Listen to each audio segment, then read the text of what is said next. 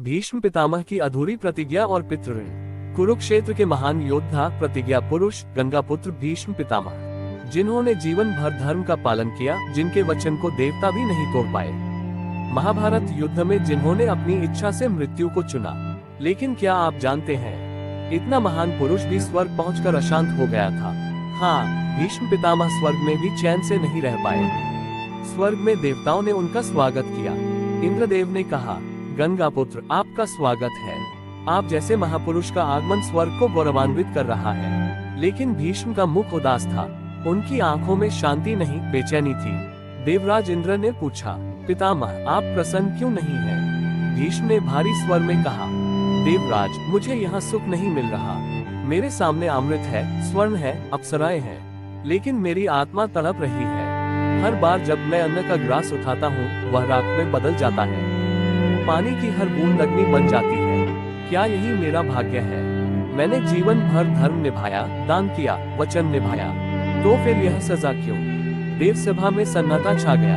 इंद्रदेव ने कहा, इसका उत्तर मैं नहीं दे सकता, धर्मराज यम ही दे सकते हैं। धर्मराज प्रकट हुए और बोले, गंगापुत्र, तुम्हारा जीवन अद्वितीय था।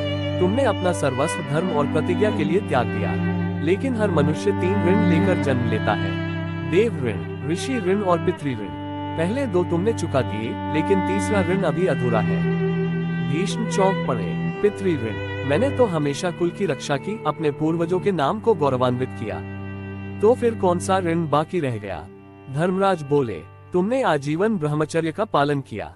तुम्हारा कोई संतान नहीं हुआ, इस कारण तुम्हारे पितरों को तुम्हारे श्राद्ध और तर्पण का लाभ नहीं मिल पाया। और जब तक पितर तृप्त नहीं होते, आत्मा को भी तृप्ति नहीं मिलती।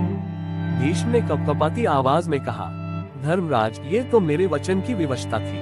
मैंने पिता के सुख के लिए आजीवन ब्रह्मचर्य का प्रण लिया था। मैंने कभी स्वार्थ नहीं किया। क्या उस प्रतिज्ञा का दंड मुझे यहाँ भी भुगतना होगा?